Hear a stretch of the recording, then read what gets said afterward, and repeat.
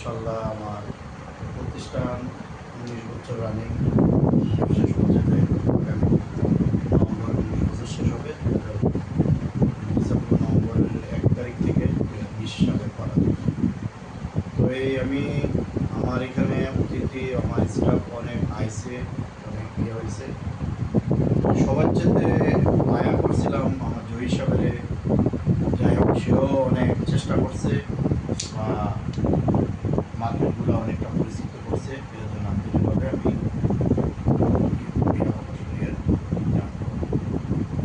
করতাম।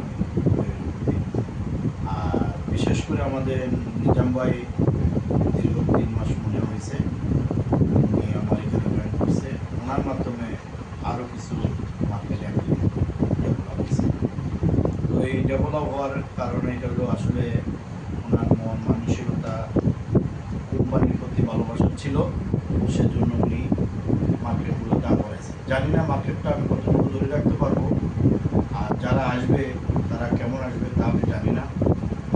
বিশেষ করে আমি অনুরোধ করব নিজাম ভাই বা জয়ী সাহেব, আপনাদের দরজা এনি টাইম আমার জন্য এখানে খোলা আছে। যে কোনো সময় আমার দরজা আপনাদের দোনোজনের জন্য খোলা আছে। আপনারা কখনো যোগদান করতে চাইলে করতে পারবেন, এটাতে আমার কোনো দায় থাকে না।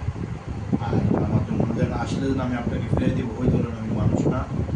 আমার যেমন রাজা পাশেও আমার বাতিজা বড় ভাই আমরা ডাকি, ভালো করে বন্ধু প্লাস একসাথে চলাফেরা, কখনো দুই কথা হয়েছে না। রাজার অনেক পরিশ্রমে এই প্রতিষ্ঠান অনেক আরো হয়ে গেছে, এটার জন্য আমি কৃতজ্ঞতা প্রকাশ করি।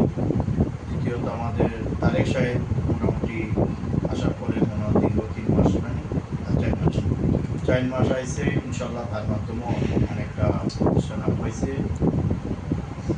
এই হলো আমাদের নাজিম সাহেব, আজকে 1 বছর হয়েছে মনে হয়। সেও অনেক চেষ্টা করছে, অনেকটা এই প্রতিষ্ঠানের পিছনে অনেক শ্রম দিচ্ছে, রাতে 12টা 1টা এখনও শ্রম দিই।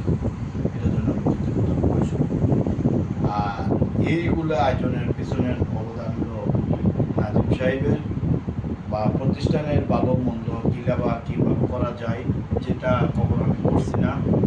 বা নাজিম সাহেবের এটা একটা আয়োজন করে, এটা প্রতিষ্ঠানটি আরও আগ্রহী নেবার উনিও চলে যাবে, আমার পিছিয়ে হলে উনিও চলে যাবে। তাই এই ধরনের নাজিমের মতন ছেলে আমি আরেকজন পাই, যার জন্য আমি সবসময় আল্লাহ পাক রব্বুল আলামিনের কাছে দোয়া করি যেমন যতটুকু করছে যেটা বলার বাইরে।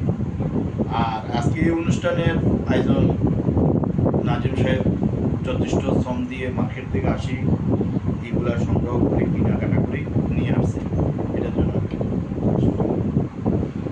2 নম্বর হলো আমাদের এখানে যারাই আসছিল ভালো ছিল। বিশেষ করে আমরা দুইজনকে আসলে ভালোভাবে ভালোবাসছিলাম।